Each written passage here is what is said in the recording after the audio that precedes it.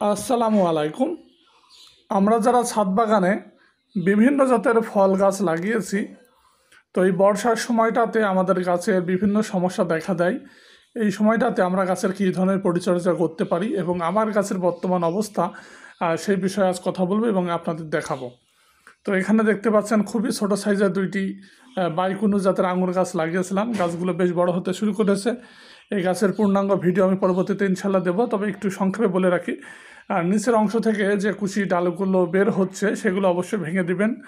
মাচায় ওয়াই আকৃতি বা ওয়াই শেপ তৈরি করার জন্য মাচা পর্যন্ত ডালটা রাখবেন। তার পরবর্তীতে ডাল কাটিং করতে হয় কীভাবে, সেই বিষয়টা আমি আপনাদের দেখাবো।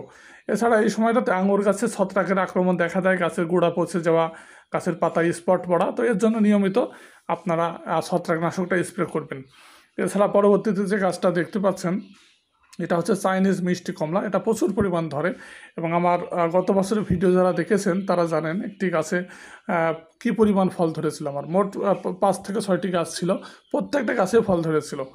তো দেখতে পাচ্ছেন ক্যামেরাতে হয়তো খুব ভালো একটা দেখা যাচ্ছে না, তবে প্রচুর পরিমাণ ফল গাছে এই বছরও আছে এবং এই গাছের বিশেষ কোনো পরিচর্যা করার প্রয়োজন হয় না। শুধুমাত্র ফলটা বড় হওয়ার পর ফলটা যেন ঝরে না যায়, ফলটা যেন ফেটে না যায়, এই বিষয়টা খেয়াল রাখতে হয়। তো এর জন্য নিয়মিত পানি ব্যবহার করতে হয়, পানি যেন জমাট না বাঁধে এই বিষয়টা দেখতে হয় এবং সলুবার বোরন এটা স্প্রে করতে হয় অথবা মাটিতে ব্যবহার করতে হয়। এছাড়া আপনারা লাল পটাশ কিছুটা ব্যবহার করতে পারেন। ফলটা দ্রুত বড় করার জন্য অবশ্যই ডিএপি সার এটা মাটিতে একটু ছিটায় রাখতে পারেন, ধীরে ধীরে গলবে এবং ফলটা বড় হবে। এবং এখানে যে ফলটা গাছ দেখতে পাচ্ছেন এটা হচ্ছে পাকিস্তানি জাতের কমলা গাছ। এই গাছটাতে মোটামুটি 70 থেকে 80 পিস মতো ফল ছিল, এখন হয়তো 70টা মতো আছে। কয়েকটা ফল ফেটে গিয়েছে।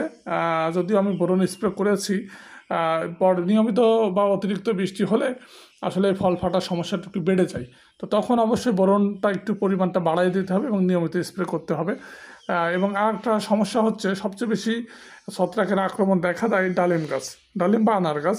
আমার এটা অস্ট্রেলিয়ান জাতের আনার। এই গাছটাতে গত বছর প্রচুর পরিমাণ ফল হয়েছিল এবং ফলের ভিডিও আমি আপনাদের দেখিয়েছি। তবে এবছর অতিরিক্ত বৃষ্টি হওয়ার কারণে অধিকাংশ ফলেই নষ্ট হয়ে যাচ্ছে। যদিও আমি এবছর ছত্রাকনাশক খুব একটা স্প্রে করতে পারিনি, নিয়মিত ভিডিও দিতে পারছি না, তো এর জন্য আর কি। এবং এখানে দেখতে পাচ্ছেন থাই জাতের পেয়ারা। এই থাই জাতের পেয়ারা এই সময়টাতে ফল বেশ বড় হতে শুরু করেছে। এখন যে সমস্যাটা দেখা যায়, ফলের মধ্যে পোকা হয়, বিশেষ করে বর্ষাকালীন যে ফলগুলো পোকা হয়ে নষ্ট হয়ে যায়। তো এর জন্য অবশ্যই আপনারা এই সময় পলিব্যাগ ব্যবহার করবেন এবং ফলের যে ডালের উপরে যদি কুশি পাতা বের হয় সেগুলো ভেঙে ফেলবেন। এতে করে গাছের ফলের বৃদ্ধিটা একটু দ্রুত হবে এবং এই কুশি পাতা ভেঙে ফেলার কারণে গাছের শক্তি পাবে অতিরিক্ত। এবং আরেকটা বিষয় হচ্ছে, আপনারা যখন ফলটা হারভেস্ট করে ফেলবেন, ফলটা খেয়ে ফেলবেন, ফলের নিচের অংশ থেকে আপনারা ডালটা কেটে দেবেন। আমার আঙুল যেখানে আছে এখান থেকে কেটে দিলে আবারও নতুন কুশি পাতা বের হবে এবং গাছটা ঝোপাল হবে এবং প্রচুর পরিমাণ ফল হবে। এছাড়া আরেকটি সমস্যা হচ্ছে, এই পেয়ারার নিচের অংশ মানে যে পলিব্যাগ ব্যবহার করেছেন এর নিচে যদি ছিদ্র করে না দেন, হালকা করে ছিদ্র করে দেবেন যেন পানি জমাট বেঁধে না যায়। এই বিষয়টা একটু খেয়াল রাখবেন।